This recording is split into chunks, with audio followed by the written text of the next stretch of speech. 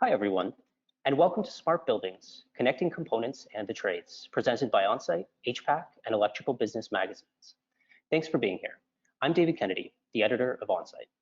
First off, I want to thank our three panelists for joining us today. 2020 challenged contractors across Canada in a huge number of new ways. It's been an equally busy start to 2021, and we appreciate their taking the time out of their busy schedules to be here with us. I also want to thank Procore, the sponsor of today's panel, for making this discussion possible. With us today from EllisDon, we have Colin Flock. Colin is Vice President of Operations for the company's Facilities Services Division. He has over 2 decades of experience in operations management, and before joining EllisDon, worked for the University of British Columbia as a leader in the Buildings Operations Group. Among other projects, he recently oversaw the Oakville-Trafalgar Memorial Hospital's transition from the construction to operations phase. Next, we have Erica Brabon, Director of Energy and Sustainability within Black McDonald's Facilities Services Unit. Erica manages and implements energy and sustainability initiatives at Black McDonald's nationally and has spent much of her 14-year career managing incentive program projects, conducting energy audits, and facilitating environmental training. Smart cities, energy management, greenhouse gas emissions tracking, and sustainability are just a few of her areas of expertise. Finally, Sam Boyajian, the Vice President of Integrated Building Technology, joins us from Modern Niagara. Sam held a number of positions on both the sales and operations sides at Johnson's Controls, Siemens, and Ameresco before joining Modern Niagara in 2019. He now oversees service areas such as building automation systems and energy management systems for the contractor. So let's get to the reason we're all here today.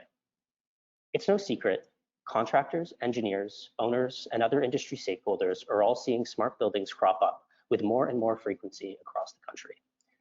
More often than not, major projects worth hundreds of millions or billions of dollars have been the ones to go smart first.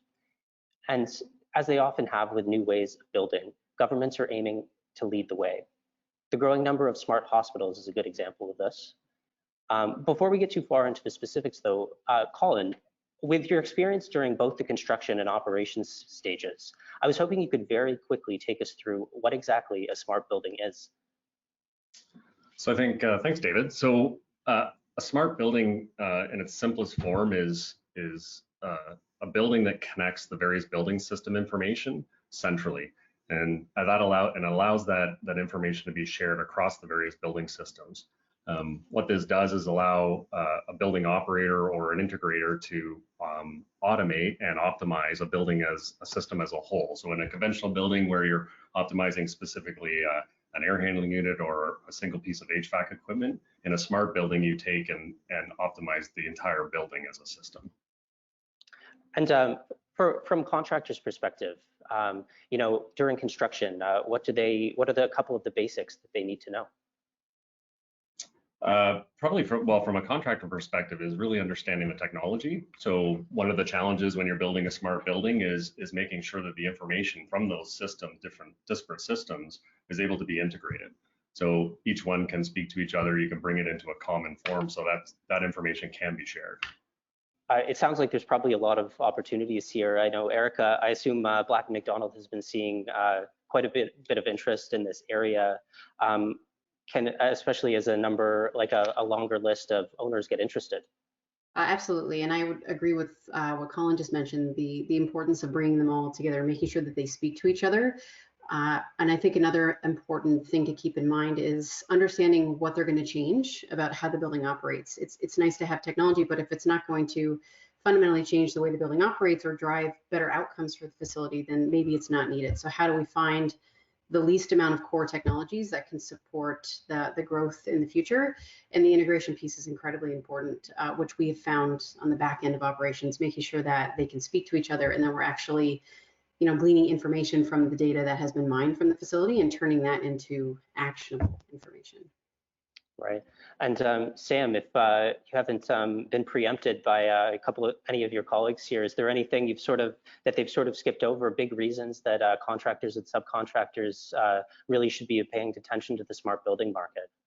No, I mean, I think they nailed it. The one piece that we haven't talked about that I think is directly relevant to contractors in the construction world is the fact that it's not just the technology, it's not just the impact that it has on the building, it's also the impact that it has on the construction process.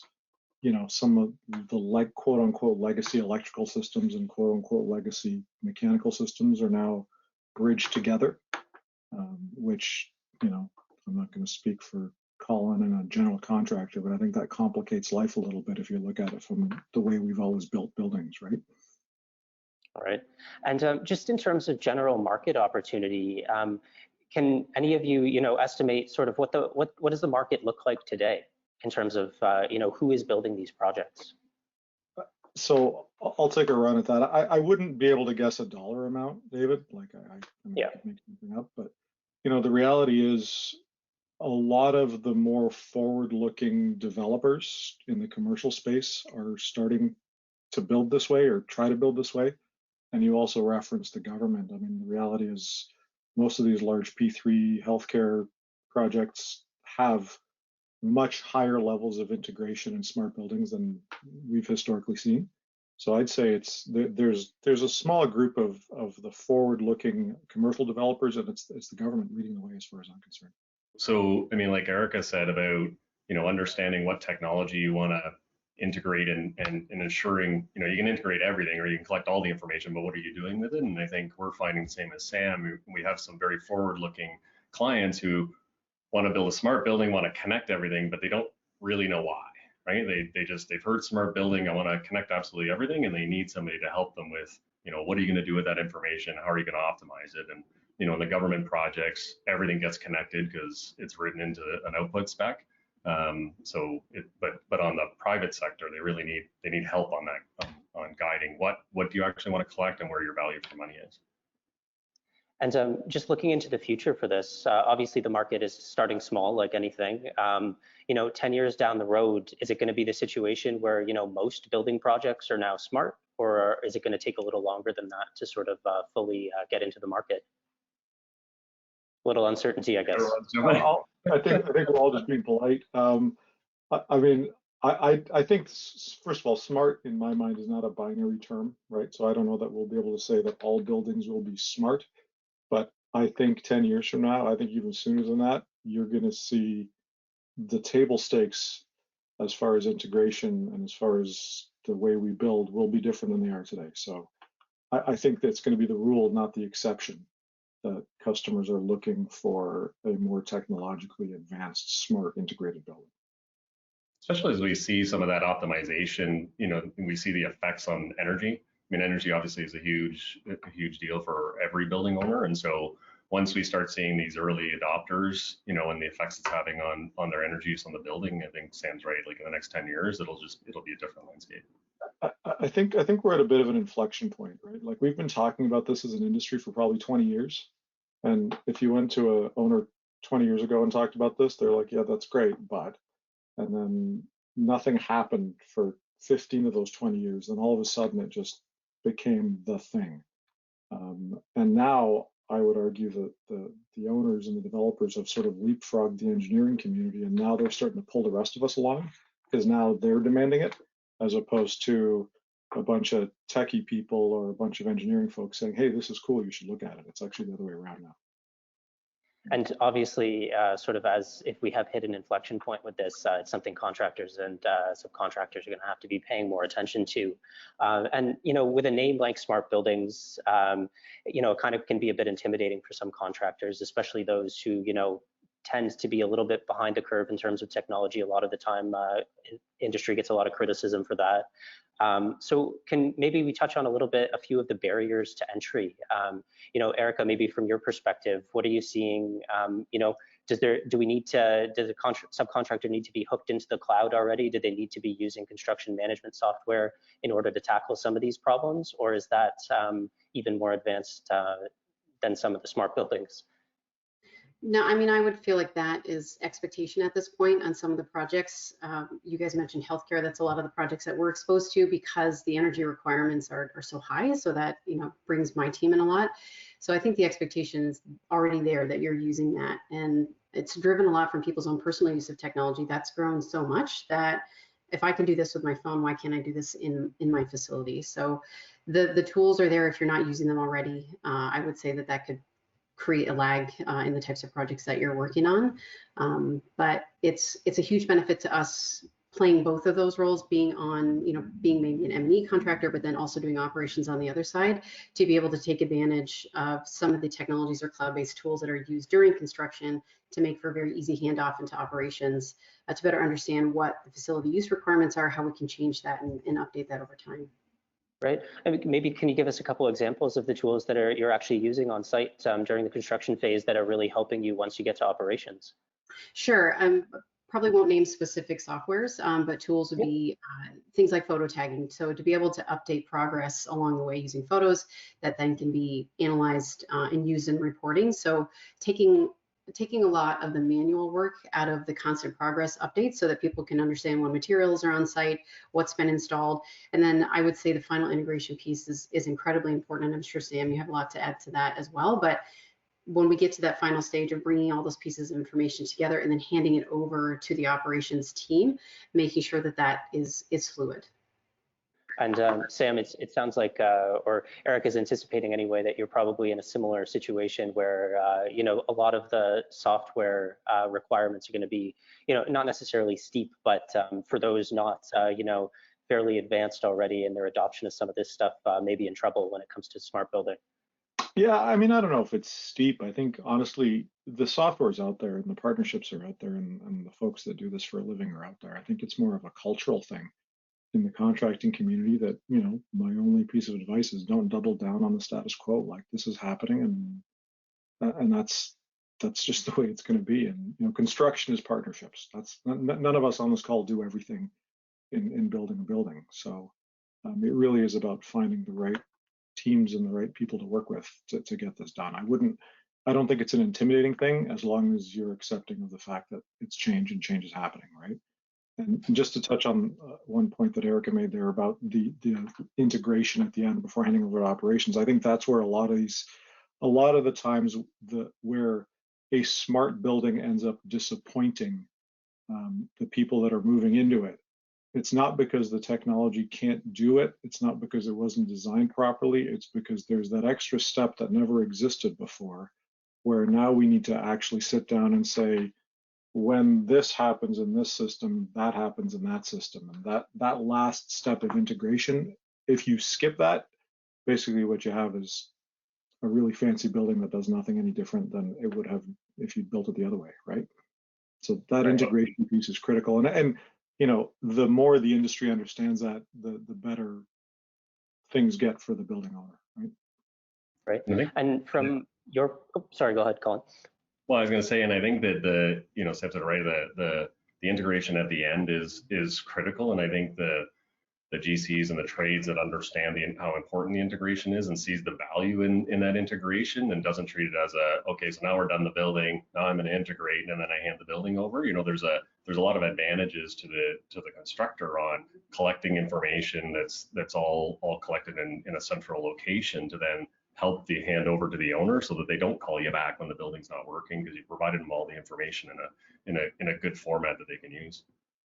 And at the early stages of this, Colin, seeing how you're just speaking, from a general contractor's perspective, who may not have, taken on a smart building before, are there any, is there a couple, key takeaways that you could share that, steps that they would need to take to be ready for this?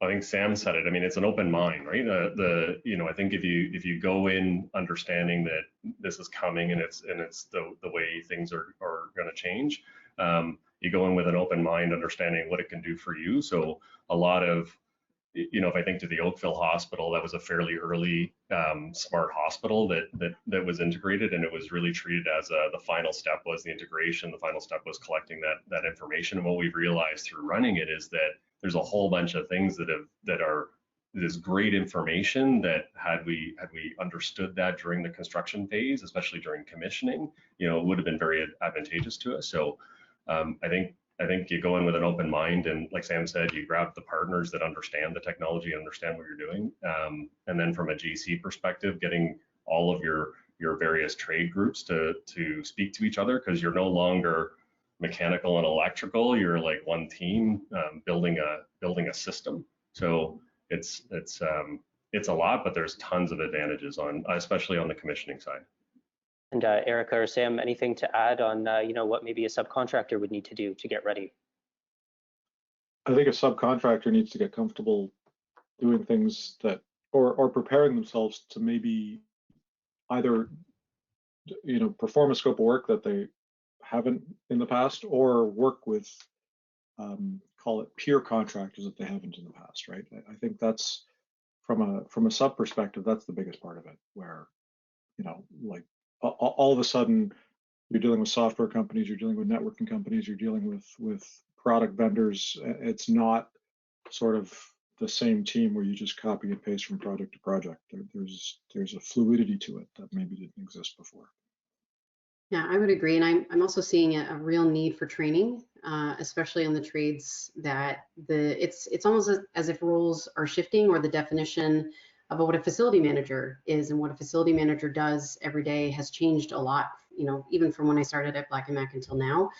They almost need to have some sort of IT background or begin to understand that while they're in that facility. So how do we make sure that we're providing everybody the right kind of training? Is that through, the union hall itself, making sure that a controls contractor can easily communicate with the electrician that's there to support that job? Or else there's so many ways for communication to break down. And as you said, Colin, we can end up with a really fancy building that is not really delivering on what we promised. I mean, we've seen meters that they're internet enabled, but they were never actually tapped back to the BAS. So they're there because they met a requirement in the spec, but they're not actually being utilized. So how do we avoid problems like that in the future? And on the opposite end of it, as opposed to being, being ready for this, have any of you ever encountered a contractor or sub that, has kind of come onto one of these projects and taken a major misstep? Is there anything, things to avoid? Sure, without naming names. Yes, I think, and maybe I'm going to sound like a broken record, right? But I think the thing to avoid, and where it starts to really hit, is in the procurement phase. Is often, the way that go get 3 prices for something and go with the low bid and sort of build the building that way. I think doing that as the automatic reflex, I think, is where things start to fall flat. Because if you think about the need to align trades and the need for the electrical contractor to be providing something that the technology contractor can integrate to, that can then go to the mechanical contractor and connect to the building automation system, and all of that becomes, and it may not be specified that way, right? Because specs are built in silos as well. But oftentimes, I think that's where the missteps happen. That's where the disappointment happens. That's where the owner ends up moving into a building and saying that this thing doesn't do what I thought it was going to do. Something that's completely avoidable, in my opinion. I would agree with on the procurement practices and encourage people to take a more innovative or outcome-based approach to procurement, to define what it is you hope to achieve with the facility, and then let the market tell you what creative ways are to achieve that, versus just the 3 quotes. We just want a BAS that does this. There might be really exciting ways to achieve that you haven't heard about yet. So if you can encourage the market to tell you that, you can end up achieving those outcomes in a cost-effective way and have a more creative system. Right. And we actually had a question that came in that's quite similar to this. And it's just wondering about, where may a developer or owner, turn for some of this information? Someone who may not know this sort of stuff, how do they go to market and get some of the information they need? I can add that we've actually just used some of the standards that are out there for innovative procurement practices, which is starting by defining what all of your outcomes are, ensuring that you have the data to back up what those outcomes will be and that they can be measured and verified on the back end. And then inviting people to look at the facility, look at the project, hold a number of creative discussion or competitive discussion sessions with the people that provide you with the ideas. And we've been successful doing that. Perfect. Well, maybe move to the next topic here. And this one is, we've touched on a little bit about this already, and I think most people already know the answer to this one. But, when it comes to building systems within these smart buildings, is there any one, electrical, mechanical, that's sort of the linchpin of it all? Or is it, does it all need to come together to work perfectly? Linchpin might be the wrong word, but I think all roads lead to your network, right? Like, the reality is your IT or OT or both, or however it's being designed, those networks are the critical component, and the networking strategy and the understanding of the networking strategy amongst all of the players To me, that's the piece that touches everything. I mean, you can draw a scope matrix and connect systems to other systems, and they're all important, but the one constant through them all in my mind is the network.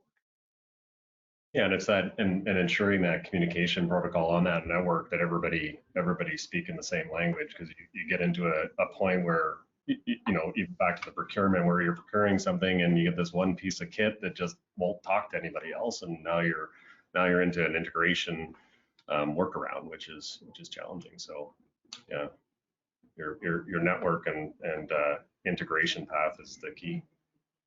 And in terms of you know, construction itself, obviously one of the big things that we talk about with smart buildings and that we've mentioned a couple times already is you know, owners see potential cost savings when it comes to the operations phase. For GCs or subs within construction itself, are there any areas to take advantage of during the construction phase that I guess I mean wouldn't be available in a conventional build? So I can probably take a crack. I mentioned commissioning at I mean, I think we're seeing the big savings or efficiencies in commissioning. And although the commissioning is slightly more complicated with a smart building, because you do have that integration piece and you're treating the building as a system, you do have a lot more data. So from a GC perspective, or if you're managing a sub, you don't just rely on these tick box exercises of yes, the system works. You actually have proof and you have data, and you can collect that data over a longer period of time and the effects on other systems. So we're seeing some efficiencies on our commissioning side for sure. The sweating that we would have sometimes close to as we're finishing up commissioning disappears, because more people can look at it in a smart building. I was just going to add that there's some advantages to the predictability side of a project as well. Can you look at certain indicators along the way to predict even things like project schedule, project budget, that normally would be maybe guesswork in the past. So now you can look at updated progress reports that are happening in real time versus material insight versus progress made to date to predict how the project will progress along the way. Yeah, I think those are both excellent points, and I think the last one from a cost savings perspective for a contractor is ultimately embracing this. When your customer wants it, just means you have to go back fewer times afterwards, right? Like the reality is, we could build a smart building and do it the hard way, and even if the cost doesn't show up in the actual construction, at the end of the day, when that thing doesn't do what it was supposed to do, that's still all of our problems, right? So there's a cost avoidance component to it too. Right, just making sure clear expectations sort of once you get to the end, I guess. Well, like a fundamental understanding of what it is you're trying to do and why it's different, and entering it that way as opposed to using the muscle memory and thinking that that's going to get you through, right? And in terms of maintenance, obviously, is another major area here. What are a few of the ways that smart buildings alter the maintenance process, whether it's sensors, predictive maintenance, and other aspects like that? I think predictive maintenance is huge. I think it is a fundamental change in the way that contractors like modern Niagara, like Black and Mac, are going to be, providing maintenance to our customers moving forward. Like my team's sick of me saying this, but as a techno geek, it's almost offensive to me that in the year 2021, customers have to pick up a phone and call us when something's wrong. Like there's almost no other place in your life where that's still the case, right?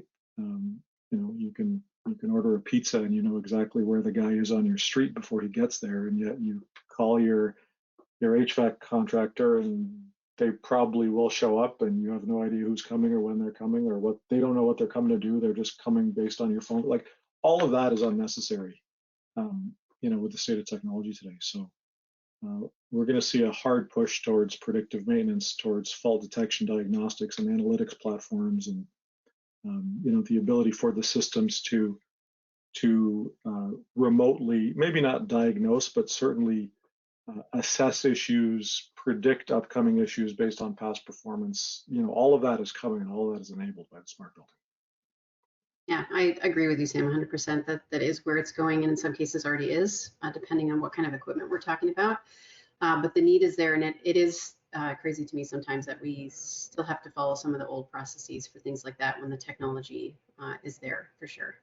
I think another thing that it's changing for our own technicians is empowering them, not just with information about what that potential diagnosis is. If they're leading with performance indicators of the facility as well, it can empower them to share their own ideas back to us about the life cycle of that asset. Maybe we can extend it, or maybe there's an efficiency opportunity versus just fix it, get out, let's close out the work order and move on. We can provide them with more information going in. And Colin, from your perspective, obviously, sometimes in the past, obviously you're building the asset originally, and in the past it's often been, you hand off the keys and you're kind of done with it. Are you seeing that evolve a little bit as these smart buildings come online? Yeah, I think, well, we operate the buildings as well. So the handoff, I guess, is a little smoother in a smart building for us because we don't, I think, so Sam and Erica talked about, the building and predictive maintenance and those pieces, but we also see, we can centralize technical resources. So, and we operate a number of buildings now, so we can centralize, the fault detection and diagnostics and some of the machine learning across building systems, across multiple buildings. So event happens in one building, and we're able to use that information to affect the decisions made on another building. So from the construction aspect, I think everybody gets a little more comfortable because we know the buildings are going to be running more smoothly, and we have a little more oversight on how the buildings are running, and it makes the handover a lot easier for us. Great. A lot of data to handle, I guess, there. Yeah, it's an unbelievable amount of data. Erica touched on in the beginning, people trying to figure out what data they actually need to keep and what they want to do with it. And we're fortunate to work in the P3 world where that's dictated to us. And so we collect all the data. So we can kind of filter through it and figure out what works and not. And, in the case of the Oakville Hospital, that building's coming on 6 years since substantial completion. And we're still finding information that we're collecting that we can use for something else for future use. So yeah, it's a lot of data. A lot of data traffic, I guess, is the better way to put it. Yeah.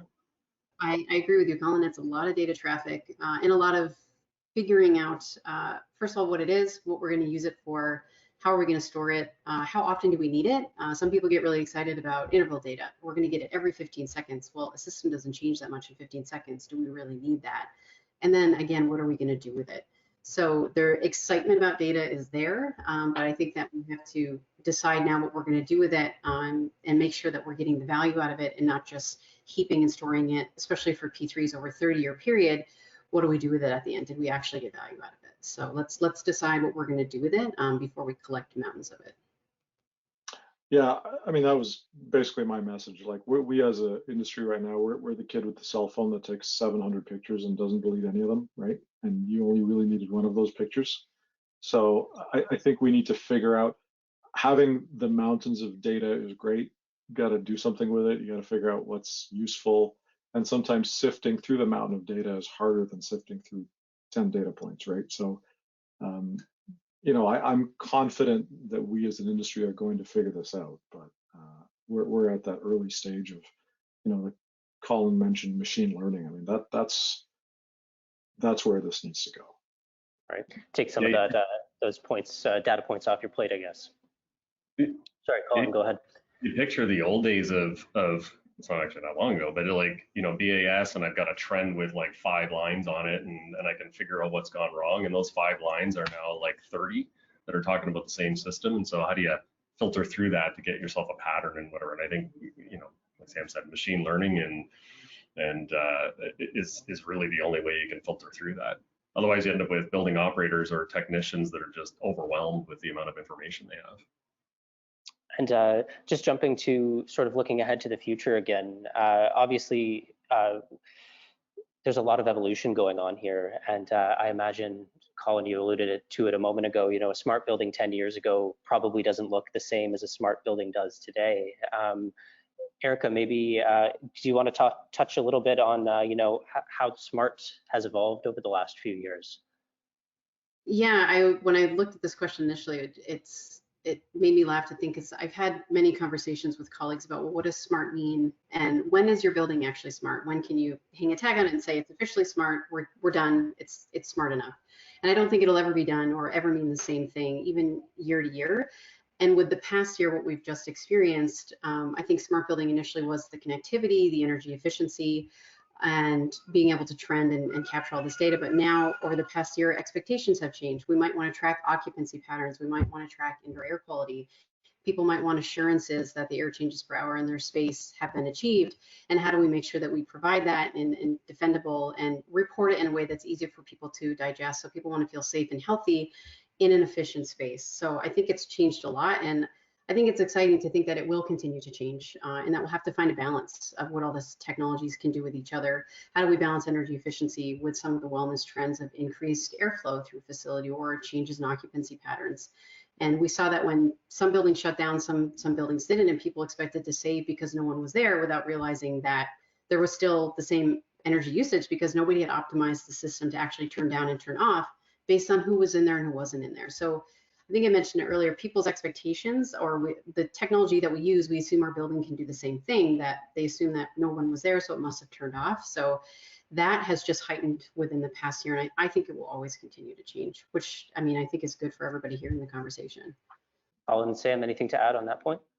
Yeah, agreed. I mean, I see two vectors of change if you think about it. And again, we started this with a definition of smart buildings, which is funny because I don't think there was a definition of smart buildings, or I don't think there's a static definition of smart buildings.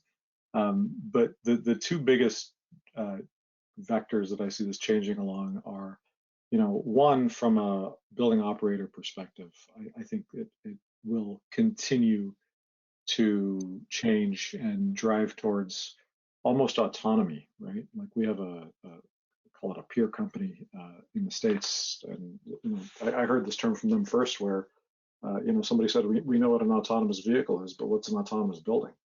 And I would argue that we as an industry don't know what an autonomous building is, because they're still very touch heavy, they're very human heavy, right? I'm not saying they'll ever be completely autonomous, but there's that vector. And the second change is, we've spent a lot of time as an industry integrating building systems, controls and security and lighting and blinds and whatever else.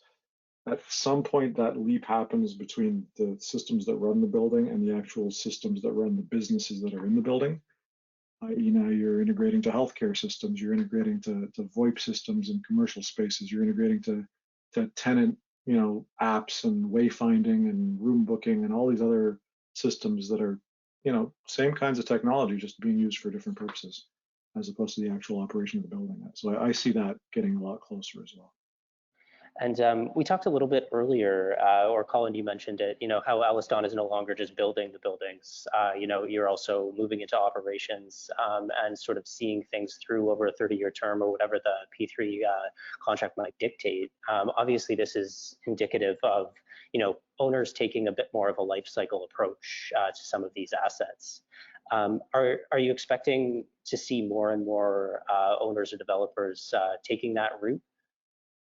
Yeah, I think the bigger ones will. I think, the facility management world has changed significantly over the last, call it 10 years, and people are paying attention to building maintenance a little more. And I think part of that is just buildings are aging, and now we're getting into life cycle. And so people are asking why there's a capital replacement and how do we extend that life. So we're seeing more of our clients looking for that whole life approach and give us a model on what the building looks like. And if we spend a little more, do something a little bit different up front, what does that look like 30 years from now? So, we obviously have to look at that for P3 reasons, but more and more of the private clients are looking at that.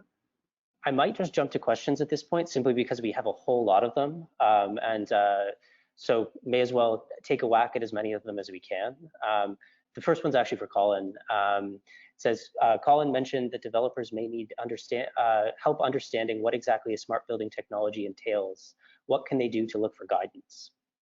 Yeah, I think actually Sam alluded to it. I mean, you probably want to find a partner. You want to know somebody who understands the industry or understands the concept, even if it's not your trade partner, but just somebody who can help guide you, because there's no one way of doing a smart building. You need somebody who can take your thoughts and ideas and put them to paper so you have a good scope, and also somebody who can show you the art of the possible, right? So the what else can you do? I mean, I think we're to a point where an owner can, or a developer can think of anything, and you can make it happen with technology. Some, obviously a lot of cost, but I think there's a lot of groups out there, EllisDon included, who will sit with people and help guide you down that path of like, what else can you do?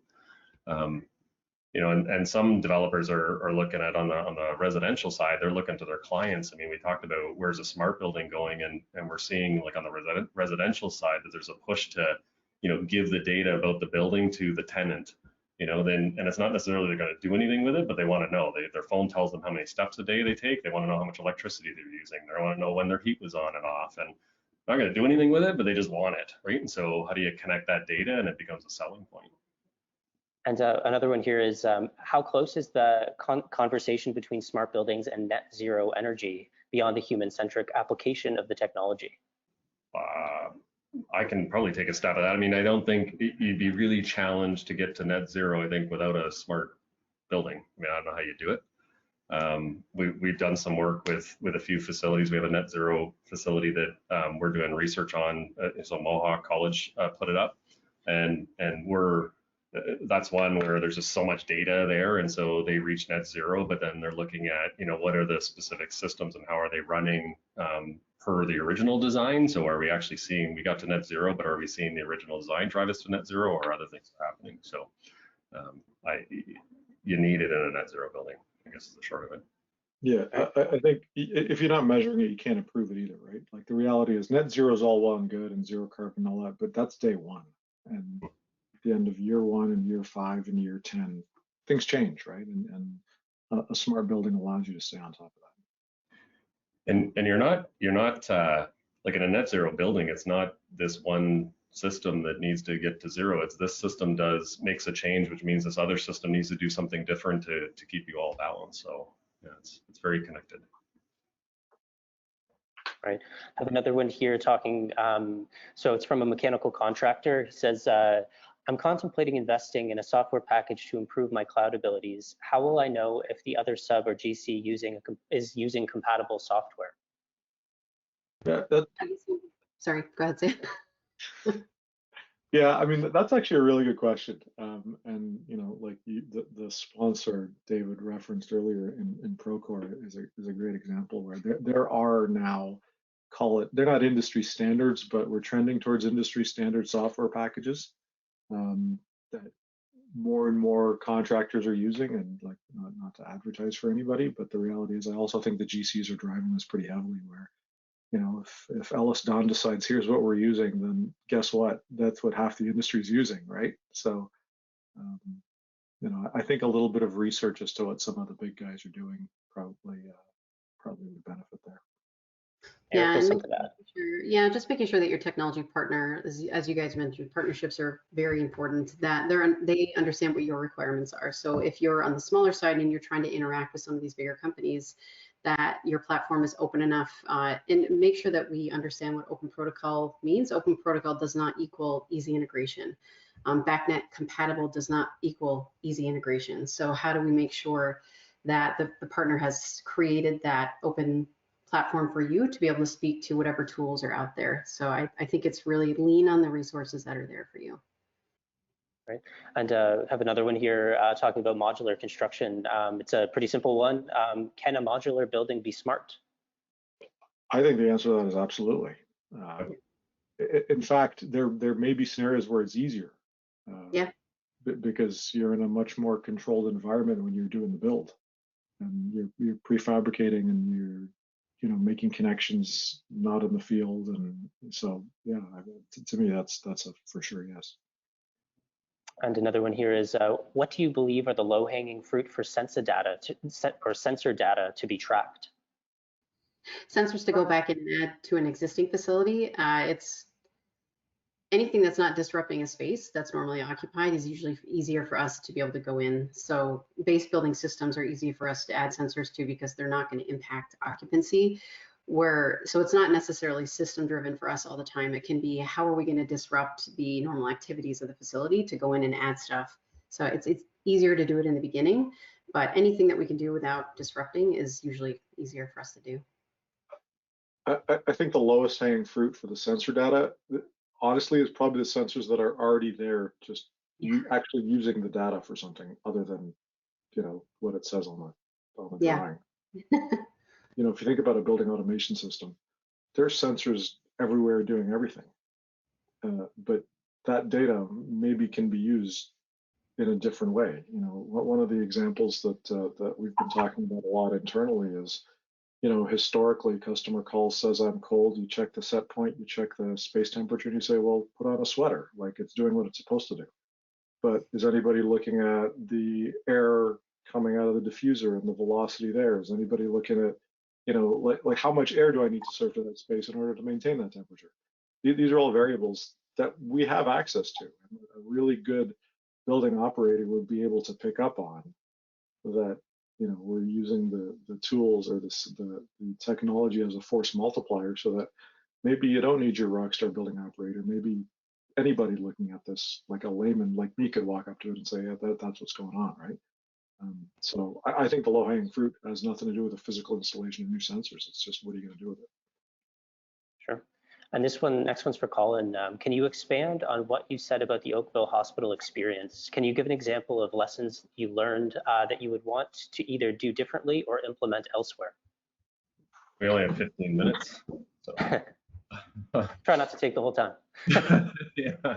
I think probably the biggest lessons, and we touched on it at the beginning, is just, the integration and appreciating that the integration is not an end thing that you do at the end and just kind of, finish because you got to hit substantial. I think it's appreciating that the integration is part of the building as a whole and is an important part.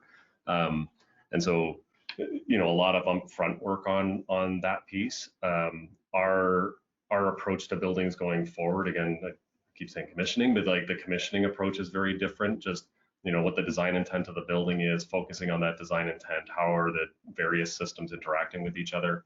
Is there any conflict with the original intent or design intent? And getting early so that it's early running and early understanding that those integrations are working properly. So we see those in the buildings going forward. Like all the new buildings are like that. There's a huge focus on that integration piece and the connectivity to it. That's probably the biggest lesson. Yeah. Great. And we've touched a little bit on this one, but what steps has the smart building industry taken to establish national standards and practices, if any? I mean, it's a great question, and I think it's a bit of a idealistic question, because that would be nice. I think there are de facto standards that have happened. I don't know that the space has been well defined enough, or the industry has sort of gotten together enough to actually talk about, here's what we're going to do nationally from a standards perspective. I think it's really what has been done in the past sort of gaining momentum. I mean, Erica mentioned BACnet earlier. Like, for those of us that have been around a long time, BACnet was a lot of work to get BACnet to where it is today, as a standard, right? And even then, it doesn't make it easy. So I don't.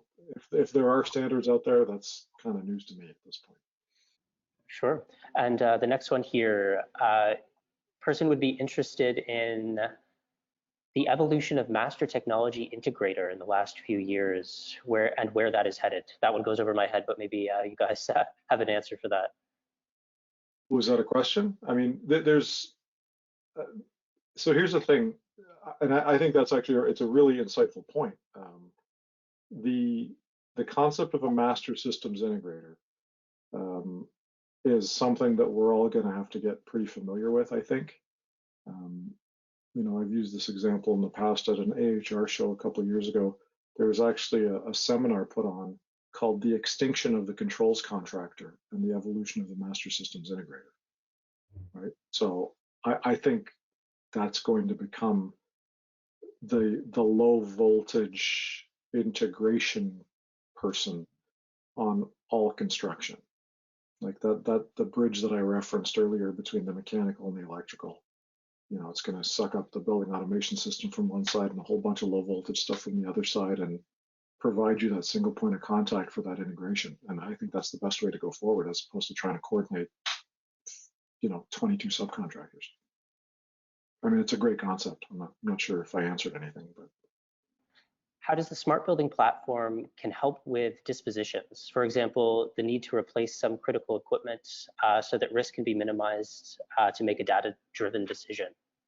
So Colin, you kind of touched on life cycle before, and that's a huge piece of managing on the P3 side. And it's very important for us to have that data to actually make a case for changes of equipment on that facility. And that's where efficiency comes into play a lot as well, to show that you've been running it to spec as efficiently as possible.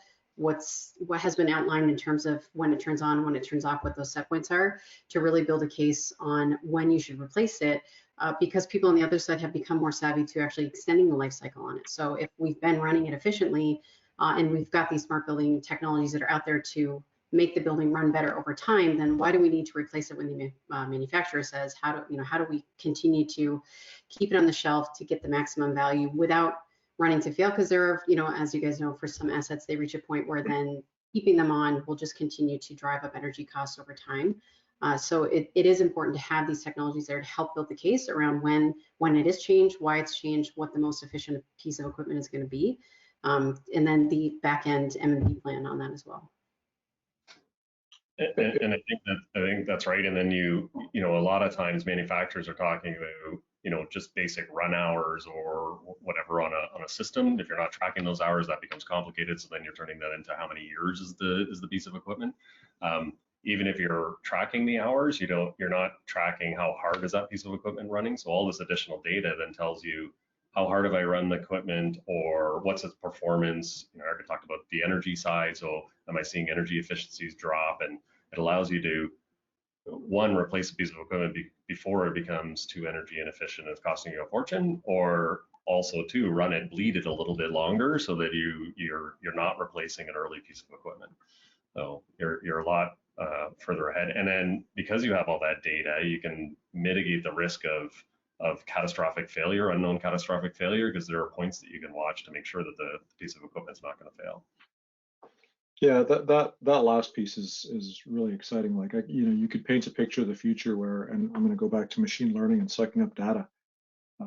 Those pieces of equipment are probably not all that unique. I mean, they're unique circumstances and unique installations, but generally, if it's on a roof over here, it's probably on a roof across the street or across the city. And if you have an analytics platform that is smart enough, that has enough access to data, theoretically, you could be in a situation where your analytics can pop up and say, hey, based on what we're seeing and based on what we've seen elsewhere over the last months and years, when this, and this happened, which just happened to you, that piece of equipment is going to go in 6 months. Right? Yep. Or it's good, you've got a year, you've got 2 years left, and it allows you to roll that into capital planning. It allows you to really manage budgets more effectively, manage energy spend more effectively. It's a really exciting vision. And again, technologically, we're there. The technology exists today. Another one here is the panel seeing a need for smart building technology to have APIs to connect to other software solutions? EV chargers is the example they're talking about. Yeah, 100%. I mean, we've got to be open to that connectivity, and you've got to allow others, or you've got to be able to write those connections to each other's software packages. So I think a concept like APIs is critical. Otherwise it just becomes a series of walled gardens, and that doesn't benefit anybody. Yeah, and I think, Sam, you alluded to the networks earlier. We've got to make sure that we're leaving space on those networks as well as we start to add more things in the future. We've had facilities have to, split networks just to handle some of the influx of technologies that's come into the building. So that planning side of it's very important. Furthermore, we're going to go outside of the building, right? Like at some point, it's going to be the business systems that the business is using, and you've got to be able to integrate to, yeah, their email, their room booking, their, Microsoft and Google and whatever else. And the cost of integrations are coming down, and people don't have the patience to pay the exorbitant cost to integrate the way we used to. So, building owners or frankly us, we don't accept things that are costly to integrate because there's no need anymore. Yeah, and not only that, our standards for integration have gone up, right?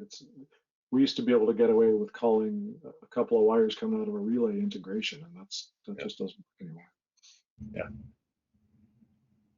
Right, and I imagine this one could be a conversation unto itself, but are there any legal implications associated with smart building systems? Yes. The first thing that came to mind was privacy. We all saw the Google Sidewalk Labs City of Toronto, problems column, and a lot of it comes down to, you're collecting data and you're harvesting data. You can use that data to infer usage patterns and where I was and how many times this person went to the bathroom, and like those are important points. You can't ignore the human factors here. Yeah, I mean, people counters on residential buildings are huge. Trying to track usage of a centralized space is people counters, and that's privacy of data. Nobody, you don't want to be known that you went into whatever the workout room however many times, and so they collect that information. And then back to the networks too. So what other traffic is going? So when you're building a facility, keeping the private data separate on a separate network so that it isn't with your building systems, because you have security issues, right? As your building gets smarter, it also becomes a little bit more open and open to security challenges. I think another thing to think about is the liability of information as well. So when you think about a fault detection alert, who decides when they respond to that fault? What takes priority over other faults, and what is your liability in knowing that information versus response times? And I'm sure everybody in the discussion right now knows what it's like to not respond in the correct response time and incur penalties for such things. So how do you plan ahead for that and get buy-in from everybody so that everybody's on board with what those response times are, what getting information means, and who's responsible for acting on it?